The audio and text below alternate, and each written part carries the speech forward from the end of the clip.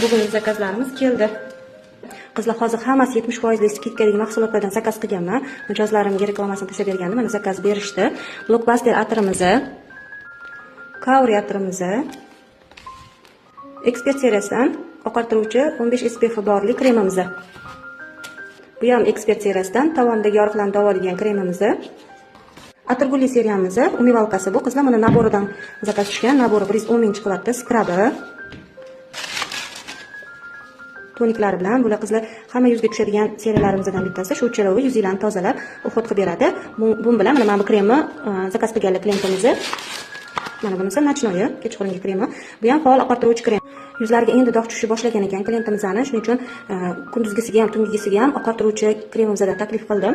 Oqartiruvchi kremlarimizni dog'larni ketkazadi, yuzinglarning rangini yaxshilaydi, yuzinglarni avvalgi holiga qaytaradi. Bularda yuzlarni tozalab, umivalkada yuvib, tonikda artib, buni skrabni quruq yuzlar haftada 2 marta ishlatsanglar bo'ladi.